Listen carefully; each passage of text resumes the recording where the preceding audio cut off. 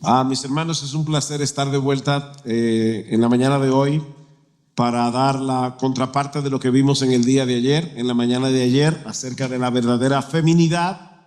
Ahora vamos a estar hablando acerca de la verdadera masculinidad, pero vamos a pedirle al Señor que venga por su Espíritu, bendiga su palabra y nosotros todos podamos ser edificados. Oremos.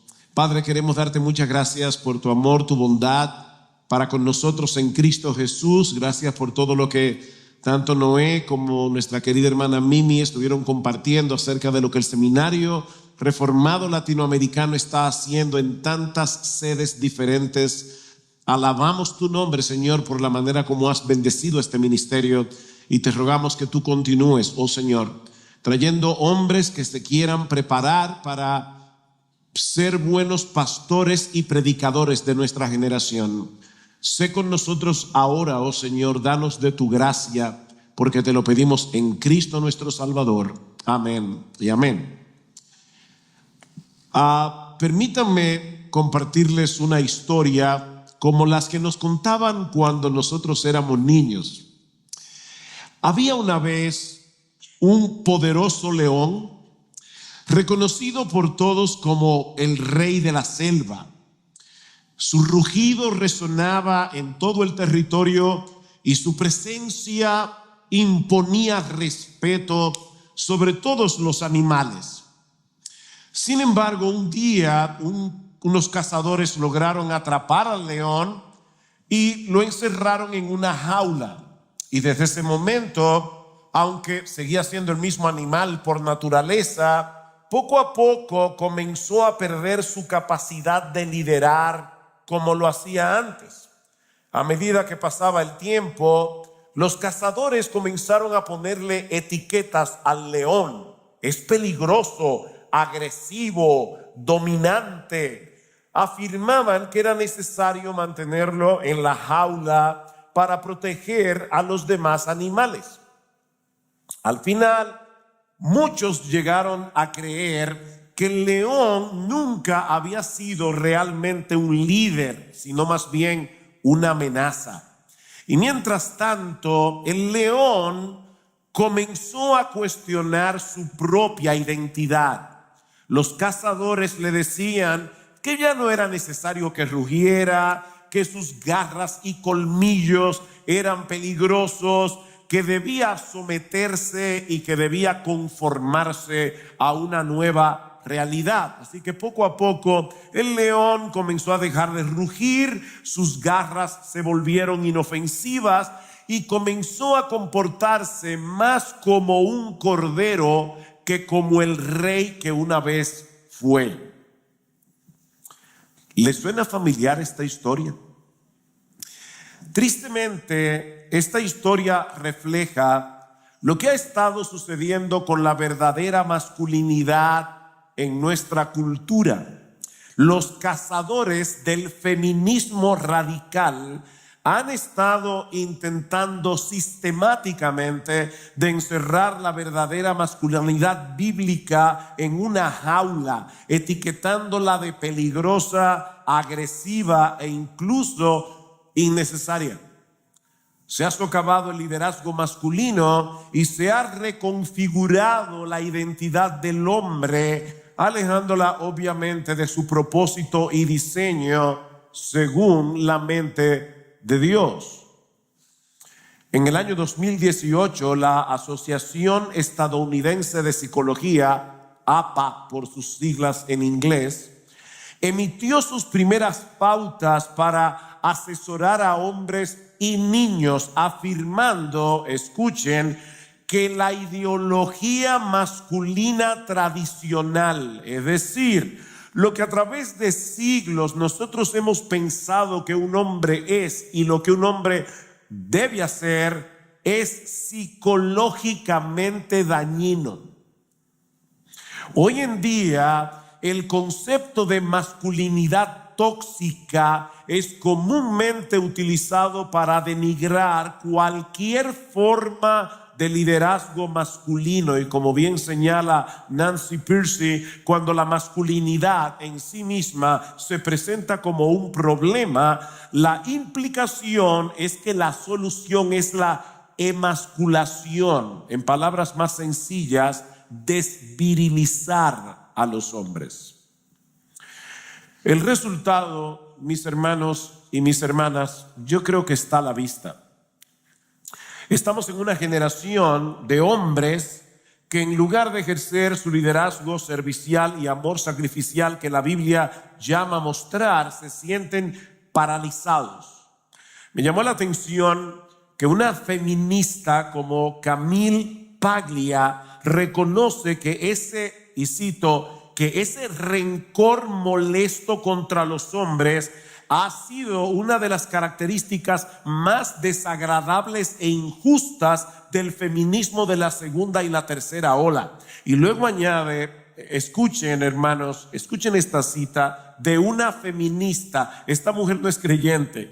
Cuando una cultura educada denigra rutinariamente la masculinidad y la hombría, las mujeres se quedarán perpetuamente atrapadas con chicos que no tienen ningún incentivo para madurar o para honrar sus compromisos. Nosotros estamos viviendo en una época donde la adolescencia termina como a los 35 más o menos. Niños de 35 años que se pasan la vida jugando videojuegos, brincando de un trabajo a otro, no se quieren casar, no quieren compromiso. Bueno, ahí hay lo que vemos, el fruto del feminismo radical del que hablaremos en la última conferencia. Mis hermanos, necesitamos regresar de nuevo al diseño original de Dios. Esto es urgente para ver cómo luce la verdadera masculinidad del líder siervo que protege, cuida y guía a los suyos en las diferentes responsabilidades en las que Dios colocó a los hombres. Dios nos colocó en diferentes responsabilidades, y eso es precisamente lo que quiero que hagamos en la presente conferencia. En el tiempo que nos resta, apenas estoy introduciendo cómo luce un hombre verdaderamente masculino en el trabajo, en el hogar, en la iglesia y en la sociedad. Eso es lo que vamos a ver en la mañana de hoy. Así que veamos en primer lugar cómo luce un hombre verdaderamente masculino en el trabajo. Ayer veíamos que Dios colocó al hombre en el jardín del Edén como su administrador. Adán tenía un trabajo que hacer en un lugar específico para la gloria de Dios. Volvamos otra vez a Génesis capítulo 2. Dice en el versículo 4: estos son los orígenes de los cielos y de la tierra cuando fueron creados, el día que Jehová Dios hizo los cielos y la tierra, y toda planta del campo antes que fuese en la tierra, y toda hierba del campo antes que naciese, porque Jehová Dios aún no había hecho llover sobre la tierra. Y ahora escuchen: ni había hombre que labrase la tierra. Se necesitaba un hombre que cultivara y cuidara el huerto, alguien que sacara de la tierra todo su potencial. Versículo 7: entonces Jehová Dios formó al hombre del polvo de la tierra y sopló en su nariz aliento de vida, y fue el hombre un ser viviente. ¿Se dan cuenta? En el mismo proceso de creación del hombre, él queda identificado con la esfera de su trabajo. Él fue creado del polvo de la tierra, la misma tierra que él debía cultivar y que él debía proteger. Versículo 8: y Jehová Dios plantó un huerto en Edén al oriente y puso allí al hombre que había formado. Versículo 15: tomó pues Jehová Dios al hombre y lo puso en el huerto del Edén. Recuerden que ayer les decía que el hombre fue creado fuera del jardín. Bueno, Dios lo puso en el huerto para que lo labrara y lo guardase. La creación que nuestro bendito Dios hizo está llena de un enorme potencial, pero es responsabilidad del hombre extraer de ella el máximo de sus beneficios. De manera que Adán necesitaba el jardín necesitaba a Adán. Allí fue puesto para hacerlo florecer, para guardarlo, para cuidarlo. Adán debía plantar semillas, podar ramas, excavar, extender el jardín hasta cubrir el planeta completo para la gloria de Dios. La intención original era que el Edén cubriera todo el planeta, y eso requería del trabajo del hombre. Las plantas del huerto estaban a disposición de Adán, pero los frutos no iban a caer solos del árbol.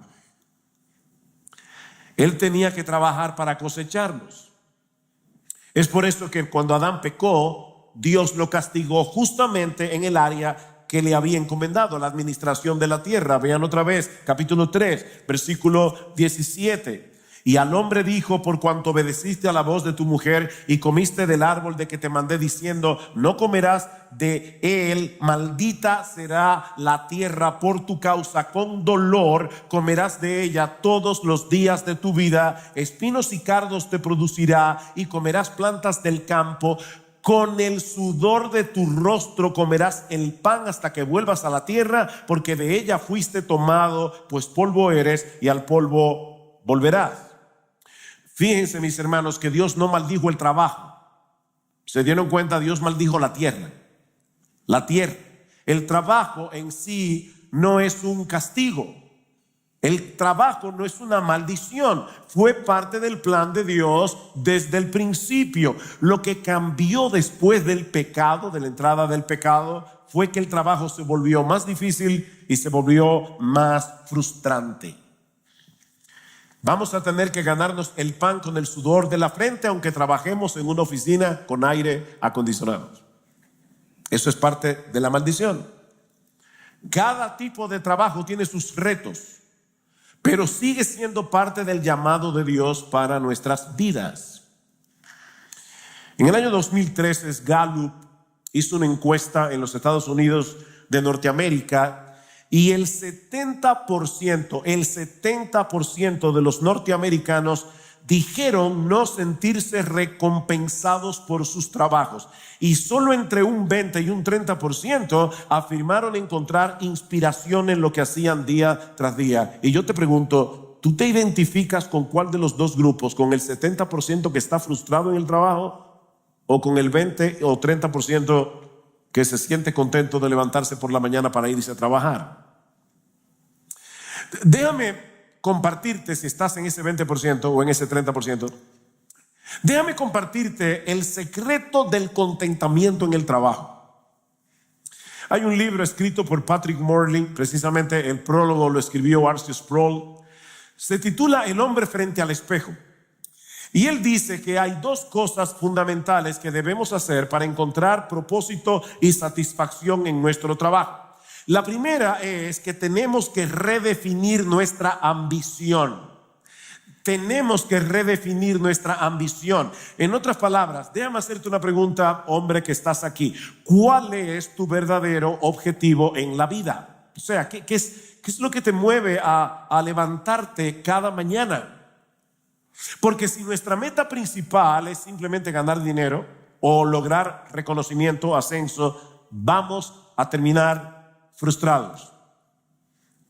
Escribiéndole a los tesalonicenses, Pablo les recuerda en 1 Tesalonicenses capítulo 4 versículo 1 que nuestra meta en la vida es agradar a Dios.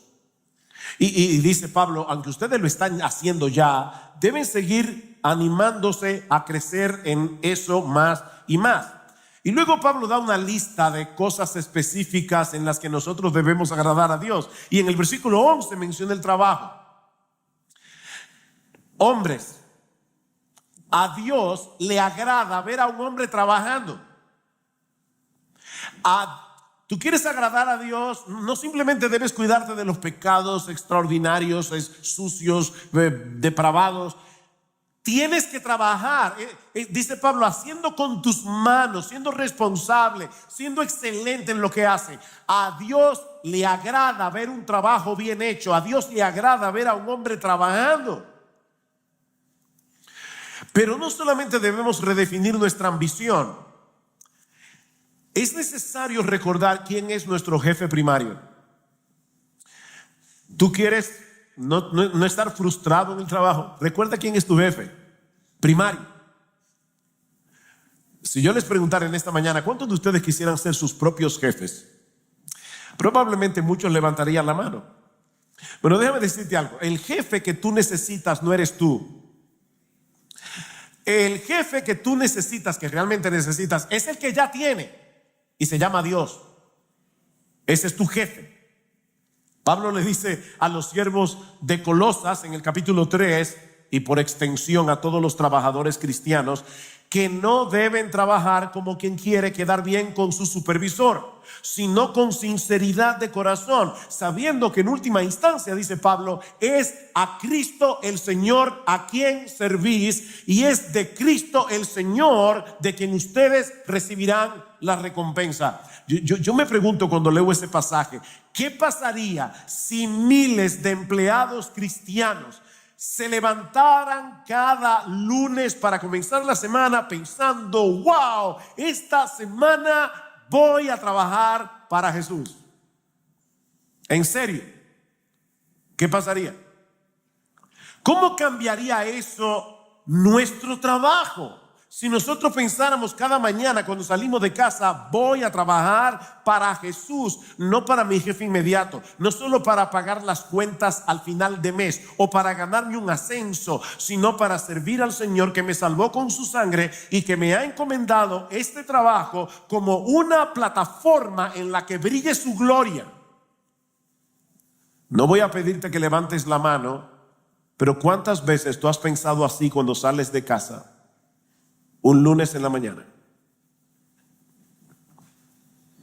¿O qué pasaría si miles de jefes cristianos salieran de sus casas pensando, hoy voy a dirigir mi empresa como un mayordomo del Rey de Reyes bajo los principios establecidos por Él en su palabra? Porque jefes, ustedes tienen el mismo jefe que tienen vuestros empleados y se llama Jesús. Lean Colosenses capítulo 4 versículo 1. No es para hacer dinero simplemente que tú eres jefe. Es para reflejar el carácter de Dios en la manera como tú tratas a tus empleados, en la manera como tú manejas tus recursos, en las decisiones que tú tomas para la empresa. Tú tienes un jefe. Ya sea que trabajes como empleado o que estés al frente de una compañía, tú y yo tenemos un trabajo que hacer. Sí, tendrá su cuota de problemas, tendrá su cuota de frustraciones, pero tiene que hacerse bien. Mi padre nos decía constantemente cuando éramos pequeños, a mí no me importa si al final ustedes terminan siendo zapateros, pero asegúrense de que en la cuadra donde ustedes trabajan no hay un mejor zapatero que tú. Es que lo hagas bien. Hombres cristianos, la vagancia, el trabajo a medias, el trabajo mal hecho, el camino más fácil, el pasarte horas de tu trabajo chequeando Facebook, TikTok e Instagram, no es propio de un hombre cristiano. La verdadera masculinidad es laboriosa, es responsable, es diligente y comprometida con la excelencia en todo lo que haces. ¿Y sabes quién es tu modelo? Se llama Jesucristo. Él es el hombre perfecto. Aquel que, sabiendo que el trabajo que se le había encomendado iba a terminar en una cruz, nunca miró atrás, porque siempre quiso hacer la voluntad de su Padre. Miren, esto es tan importante, y aquí lamentablemente voy a tener que matarle la esperanza a muchos. Esto es tan importante que aun cuando lleguemos al cielo seguiremos trabajando. Hay personas que creen que en el cielo tiene una visión como muy abstracta del cielo. Es que vamos a estar todos con una bata blancas, saltando de nube en nube. Y la única preocupación va a ser que no se nos caiga el arpa. Mira, no, el cielo no es así. ¿Tú recuerdas las parábolas de las 10 minas en Lucas 19? Dice que un hombre noble se va lejos y antes de partir deja a sus siervos una mina a cada uno. Una mina era el equivalente a 6 meses de trabajo para que ellos administraran la mina. Cuando el noble regresa, le pide cuentas.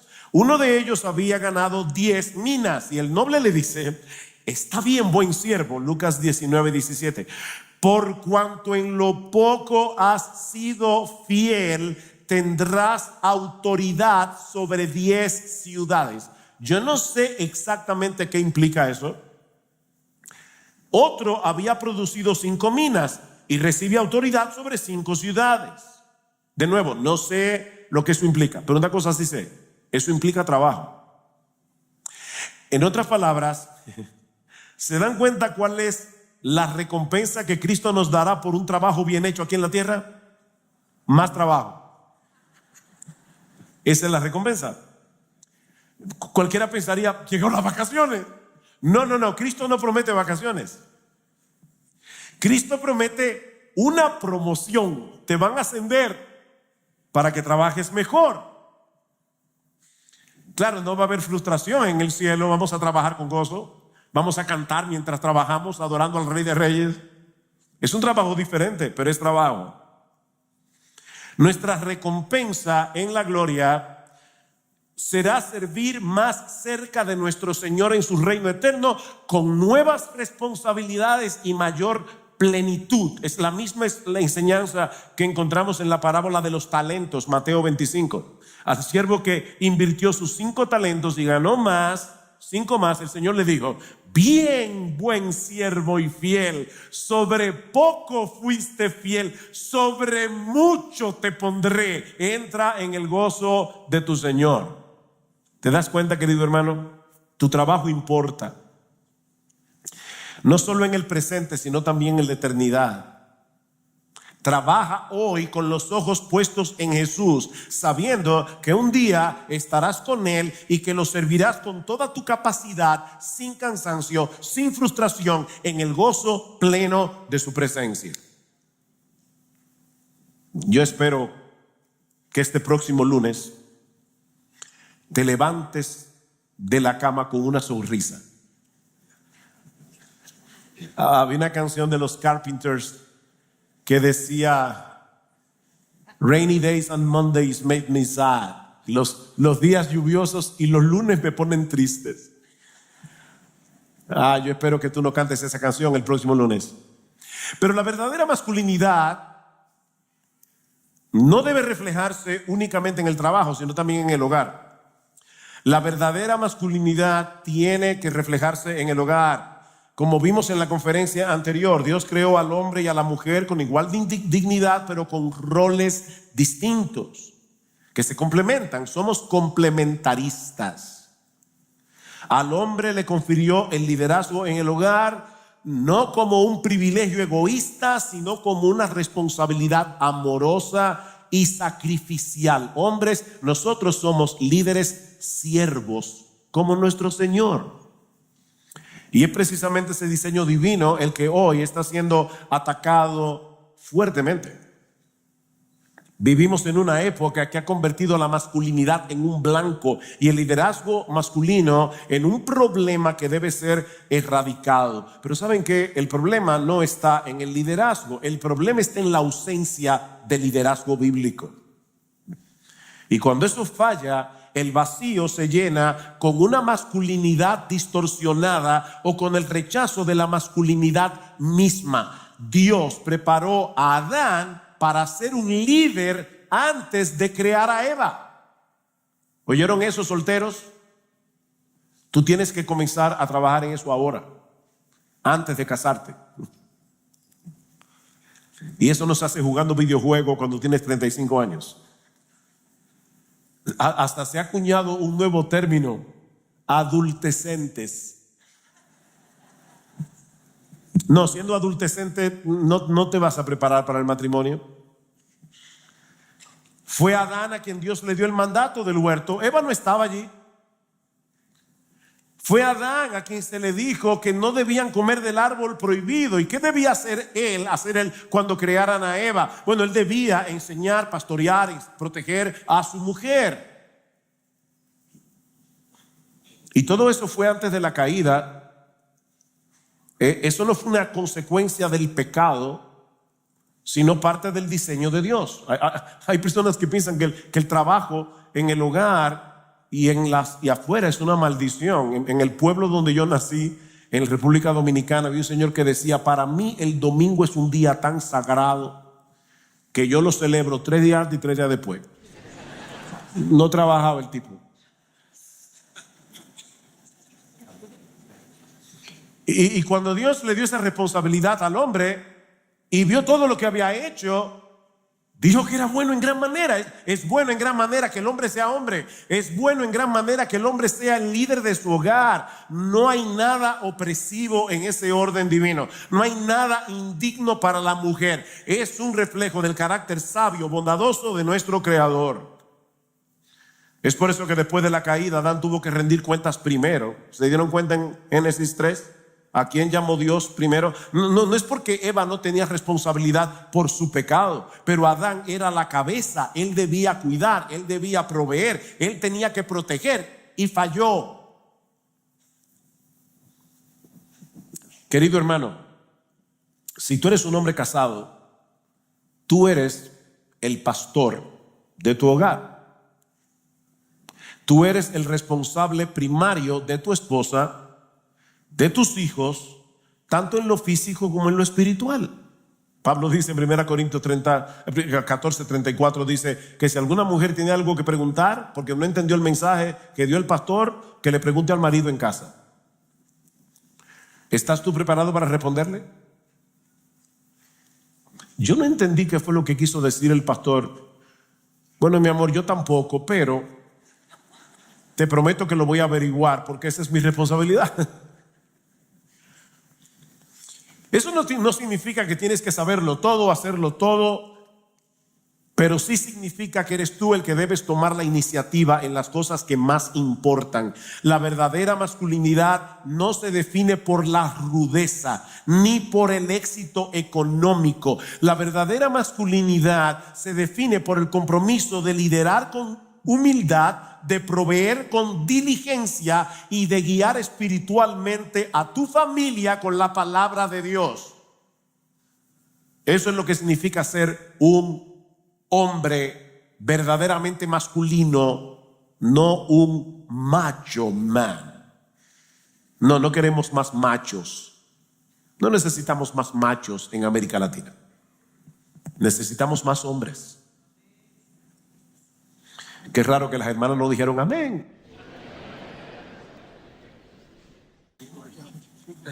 Ahora, si tú estás aquí hoy en la mañana y estás oyendo todo esto y sientes el peso de tu responsabilidad y sientes también tu insuficiencia, tal vez viniste de un hogar donde nunca tuviste ese modelo masculino piadoso, o quizás has cometido errores y piensas que ya es tarde para ti.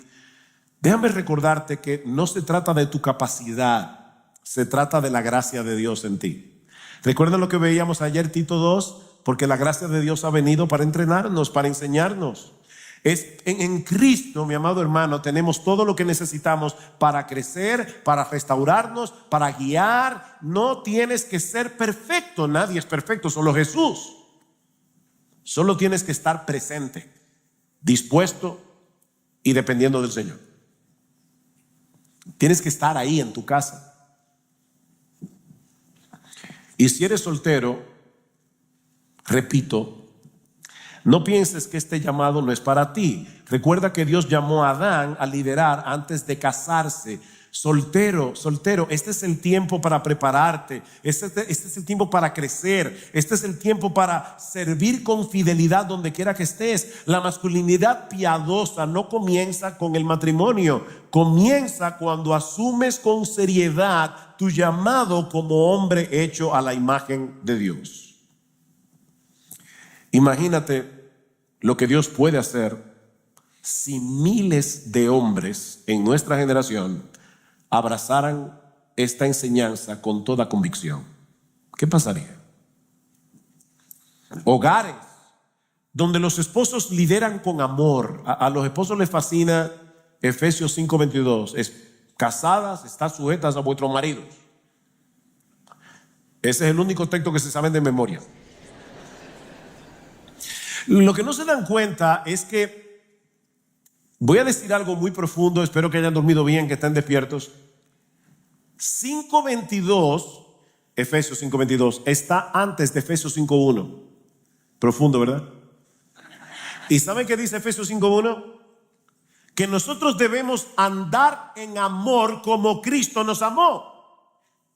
Luego, por lo tanto, el mandato de Dios a las esposas, no a ti no se te ha mandado que sometas a tu mujer. De hecho, hay un solo texto en la Biblia donde alguien ordena a los hombres que sometan a sus mujeres. Lo dijo Asuero en el tiempo de Esther. Lean Esther capítulo 1 versículo 22. Eso viene de un hombre pagano, no de la Biblia. Al hombre no se le manda someter a su mujer. Al hombre se le manda amar a su esposa como Cristo amó a la iglesia y santificarla por medio del lavamiento de la palabra de Dios. Ese es el llamado. Las esposas se someten, ellas se someten. Tú no las sometes, tú las lideras con amor, que es muy diferente. Líderes que oran con sus esposas, padres que instruyen a sus hijos en la disciplina y amonestación del Señor. De ellos saben que en Efesios 6, capítulo 6, versículo 4, donde dice: padres, no provoquéis a ira a vuestros hijos, sino criadlos en la disciplina y amonestación del Señor. La palabra padres allí no es la palabra genérica que se usa en griego para progenitores, es la palabra pater, que habla a los hombres. Está diciendo: padres, varones, masculinos, críen a sus hijos en la disciplina y amonestación del Señor. Esa es tu responsabilidad. Líderes que no huyen de los conflictos. Hay hombres, a veces los veo en la iglesia y digo: ay. Ellos están socializando con los hermanos y la esposa viene detrás con un niño cargado, el bolso. No, eso no es lo que Dios quiere que tú hagas. Cuando suene un ruido en tu casa a las 2 de la mañana, no despiertes a tu esposa para que vaya a ver. Ese es tu problema, mi hermano. Ese es tu problema. Es esa clase de masculinidad que refleja a Cristo. A Cristo. Es esa clase de liderazgo que transforma familias y que el mundo necesita ver desesperadamente. Pero la verdadera masculinidad, yo no sé por dónde ando, pero la verdadera masculinidad no solo debe reflejarse en el trabajo y en el hogar, sino también en la iglesia. La verdadera masculinidad debe reflejarse en la iglesia. Y de nuevo tenemos que volver al orden creado por Dios en el huerto del Edén, porque según Pablo en 1 Timoteo capítulo 2, a partir del versículo 11, ese orden no solo tiene implicaciones para el hogar, ese orden tiene implicaciones para la iglesia. Pablo dice: yo no permito a la mujer enseñar, yo no permito a la mujer ejercer dominio en la iglesia, porque ese es el trabajo que Dios le dio al hombre, porque Adán fue formado primero. No es un asunto cultural. Ahora las feministas evangélicas, porque hay feministas evangélicas, nos quieren hacer creer que el problema que había en Éfeso, 1 Timoteo, era un problema cultural. No es un problema cultural, es un asunto teológico.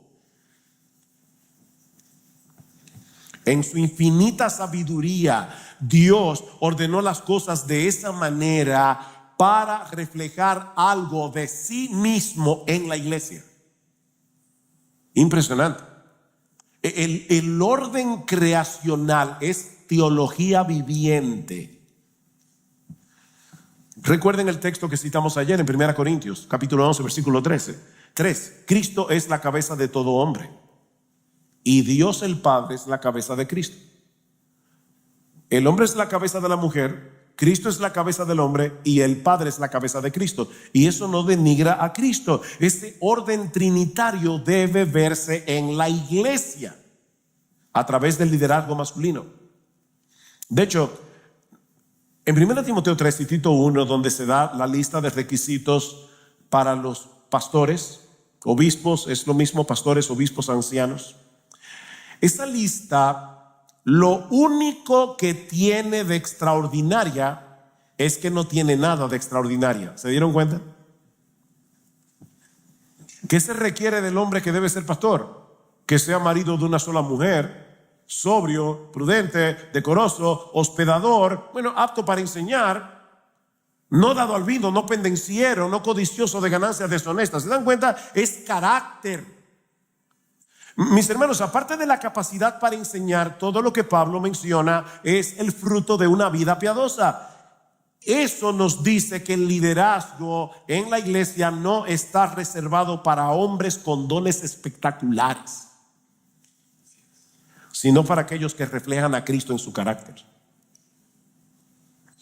No todos los hombres piadosos deben ser pastores, ni diáconos, pero todos deben aspirar a esa clase de madurez. Todos.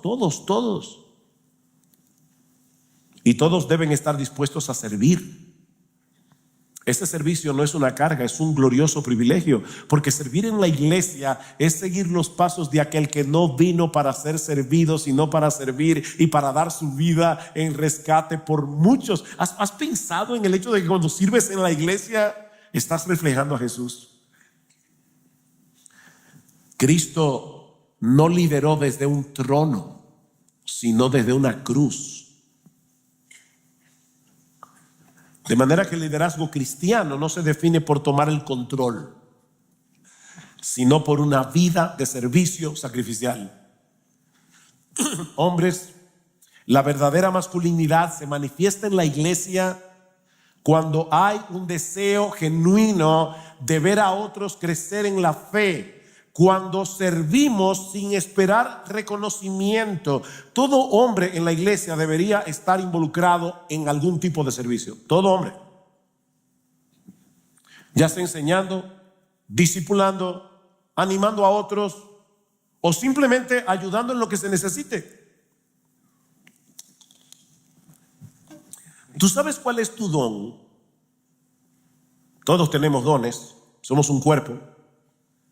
Dones para servir al Señor. No estoy hablando de dones extraordinarios, estoy hablando de dones ordinarios. ¿Cuál es tu don? Pastor, yo no lo sé. Ok, déjame darte el secreto de reconocer y descubrir tu don. Involúcrate en todo lo que puedas hacer en la iglesia. Y haciendo en la iglesia vas a descubrir en qué eres bueno, en qué Dios te usa y en qué no. No, yo quiero predicar. No, a veces Dios nos coloca en el cuerpo como el dedo gordo del pie derecho. Nadie te ve, pero Cristo te ve. No tiene que ser predicando. Había un joven en una iglesia que decía a Howard Hendricks: yo quiero predicar, pastor, yo quiero predicar. Lo que han leído algún libro de Howard Hendricks, saben que era una persona muy ocurrente. Y ya finalmente Hendricks le dijo: mira, yo no sé si Dios te ha dado el don de predicar, pero a mí no me ha dado el don de oírte. No tiene que ser predicando. Cuando una iglesia está llena de hombres como los que hemos descrito, hombres que lideran con humildad, hombres que sirven con alegría, hombres que reflejan a Cristo en su conducta, esa iglesia, escuchen bien, esa iglesia se convierte en una apologética viviente del evangelio. Allá afuera hay un mundo que desprecia la masculinidad bíblica. Ese mundo allá afuera, mis amados hermanos, necesita ver hombres que en lugar de competir por el poder, compiten por servir más, amar más y por parecerse más a Jesucristo. Ese es el llamado glorioso que Dios nos ha hecho. Liderar con gracia, servir con gozo, reflejar en la iglesia al Cristo que nos salvó con su sangre y que ahora nos llama a ser como Él. Pero la verdadera masculinidad, y créanme que ya estoy terminando, no solo debe reflejarse en el trabajo, en el hogar, en la iglesia, sino también en el mundo. En el mundo. El Señor nos llama a ser sal y luz de la tierra. Sal y luz. Como hombres cristianos debemos vivir de tal manera que nuestras vidas apunten a Cristo, mostrando al mundo un modelo de integridad, de justicia, de amor. La verdadera masculinidad defiende la verdad, actúa con justicia, se compadece del débil, se compadece del necesitado. Yo no estoy hablando aquí de justicia social. No, yo no estoy hablando de justicia social. Estoy hablando de compasión, la compasión que exhibió Jesús. La verdadera masculinidad rehúsa amoldarse a este mundo, vive bajo el señorío de Cristo, no solo en la iglesia, sino en todos los aspectos de la vida pública y privada. En resumen, no estamos llamando a los hombres a ser lo que no son, sino a redimir lo que el pecado ha distorsionado. Lo que Dios diseñó como fortaleza, protección, iniciativa, liderazgo piadoso, el pecado lo convirtió en dureza, abandono y abuso. Mi hermano, ¿cómo te ve tu esposa? ¿Como un líder, siervo, amoroso? ¿Cómo te ven tus hijos? Una niña de 6 años le dijo a la profesora de escuela dominical: yo quisiera vivir en la iglesia. Y la profesora le dijo: ¿por qué? Porque aquí mis padres son tan amables. Qué triste, qué triste. Una cara en la iglesia, muy diferente en la casa. Mis hermanos, la gracia de Dios no nos castra, nos redirige. No nos hace menos hombres, nos hace hombres verdaderos. No se trata aquí de eliminar la fortaleza del hombre, sino de consagrarla. ¿Has pensado en eso? Consagrar la fuerza que Dios te dio como hombre. Ponerla bajo el señorío de Cristo para el bien de otros. No necesitamos menos masculinidad, necesitamos más. Pero una masculinidad definida conforme al diseño original de Dios. Una brevísima palabra para concluir. Hombres, si al escuchar estas cosas te has sentido convicto de pecado, recuerda el Evangelio. Es importante que recuerdes el Evangelio. No es tu masculinidad lo que te justifica, es Cristo. Es Cristo. Así que al escuchar estas cosas, no trates de justificarte delante de tu propia conciencia o delante de tu esposa o delante de la iglesia. No necesitamos justificarnos porque ya fuimos justificados por Jesús. Si tus faltas han sido expuestas al escuchar estas cosas, mi hermano, varón, hombre, masculino, no te quedes ahí postrado, aplastado por el peso de tu culpa. Ven de nuevo delante del Señor, amparado en su promesa de que si confesamos nuestros pecados, Él es fiel y justo para perdonar nuestros pecados y limpiarnos de toda maldad. En dependencia de su Espíritu y con los ojos puestos en Jesús, el verdadero hombre, sigue corriendo la carrera. Mi hermano, no desmayes, que su gracia estará siempre disponible para ti cuando necesites perdón y restauración. Oh, que el Señor nos conceda la gracia de vivir como hombres según su corazón, reflejando la verdadera masculinidad bíblica en todas las áreas de nuestra vida, para la gloria de su nombre, para el bien de nuestra familia, para el bien de la iglesia y para el bien del mundo entero.